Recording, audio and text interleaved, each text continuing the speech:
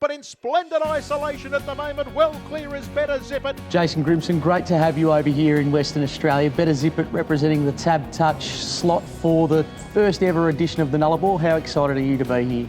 Yeah, it's really exciting. It's exciting to join with Tab Touch for the slot.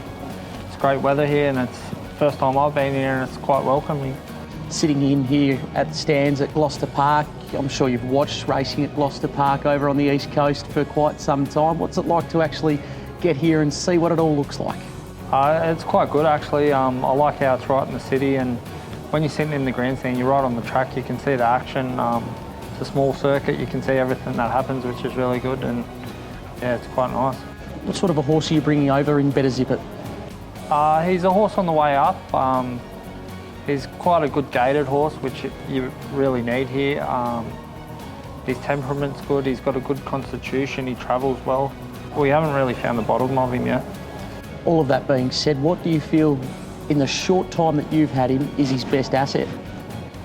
His best asset, he can stay quite well, and every time I've had him in front, he's never let a horse past him. As soon as one gets to him, he finds another length, which is a great thing to have, and hopefully it works on Friday night.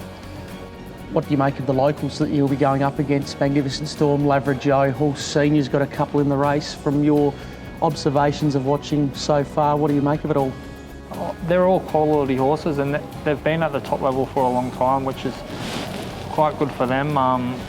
You know, they're strong, they're hardened to this, which is what you really need, but hopefully my horse steps up to the plate.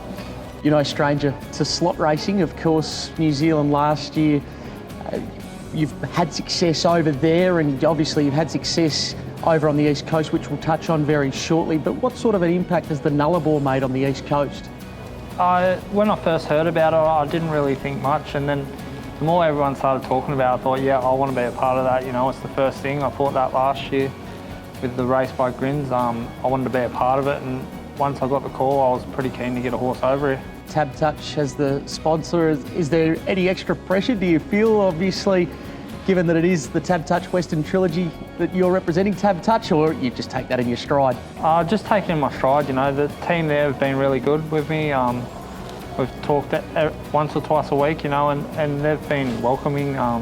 Anything I've needed, they've tried to help me out as much as they can, which is really good, and yeah, I'd like to get the job done for them. It's been an incredible last 12 to 18 months for you. Do you just have to pinch yourself at the CV that you've started to put together? Not really. Like the way I train that, I don't think about what's happened in the past. I like to think forward. I want to win the next big race that's happening, so that's just my thought process, and it's really good to have all them big races behind me, but I want a whole lot more too. What does the 2 Inter-Dominions mean to you? Just the type of race it is, it's quite a hard race, and to set a horse for it, you know, I think you've got to be a good trainer to win in a Dominion. You know, you've got to back your horse up and then have it right for the final, and it's really good. Once you sit down after it and think about it, what you've done, it's really good. You talk about the horse that you need for it and the test that it is for a trainer. Do you feel that over the past couple of years you've become a better trainer, getting horses through 3 heats and a final in the space of a fortnight? I know going into the heats, I've never thought that you've got to win a heat. You sort of just want to get by to get into the final and have your horse spot on for the final. Success in New Zealand as well, success in Queensland over the past 12 months with a horse that's very dear to your heart in Majestic Cruiser. How special has that been, that ride? Just him, a horse in general, he's just a nice horse to have around, you know. I love being around him and the ride he's taken me on. I'd never been overseas before until I went to New Zealand with him, so I really do owe a lot of credit to him as a horse and what he's done for me. You say that you've never been overseas. How do you go then upping shop for an extended period of time, which you have done over the past 12 months around Australia and obviously over to New Zealand as well? How do you handle all of that? When I went down to Melbourne for the Inter-Dominion Series this year, I just took all the horses with me. I thought that was best for me and the owners, and it paid off. We won a lot of races.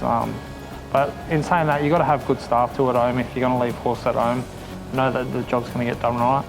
What did Jason Grimson, the concreter, turn to harness racing? Yeah, when I was concreting, I wouldn't have seen myself here. That's the honest truth. It was just one day I packed up and went home to Young and just thought I'm going to train horses. And then from that, did you ever see yourself in the position that you are now as one of the most respected and one of the fiercest competitors that is going around in harness racing in Australasia? No, not really. I know I was quite lucky early on. I had a nice horse and I won a Group 1 straight away. And then the next few years, all I wanted to do was win another one and I couldn't do it. And I was running placings and then I ended up winning the Inter Dominion and then I just wanted more and more, you know. I wanted to find those nice horses to race in them big races and win them. I hope I'm not talking out of turn in saying that you probably like to do things away from the limelight. Have you learned to adjust to that and being in the spotlight? Not really. I like to just keep to myself.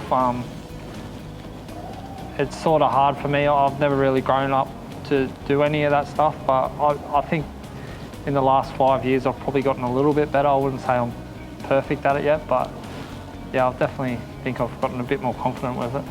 And does that, obviously in your harness training side of things, do you feel like you're learning every day, you're getting better every day at that too? I think a good trainer, you got to learn every day, you know. I never stop learning myself. I think if you want to be good at what you do, you got to learn from your mistakes. I know that you don't look back, you're always looking forward, but let's cast forward to Friday night and Betterzippit. Are you bringing over the horse that can win the first ever Nullarbor? Yeah, definitely. As soon as they asked me, I hadn't even given this horse a start and I knew he was the horse for it. You know, he's good gated, he's quite strong. I think the track here is not going to worry him at all. And just every time he's gone in against better horses, he's stepped up. And if you are able to win the first ever Nullarbor, obviously another big bucket list item ticked, I dare say, and another box ticked in terms of your training point of view, getting a big race win over here in WA. Would it be a nice little feather in the cap to have as well? Yeah, definitely. I hadn't been over here until I bought the horse over here, so you don't really see us Eastern Staters come over, so it'd be really good for my CV, and let's hope I can do it. Good luck Friday night. Great to have you over here in the Tab Touch slot for Friday night's first ever Nullarbor. Good luck, Jason. Thanks, mate. Cheers.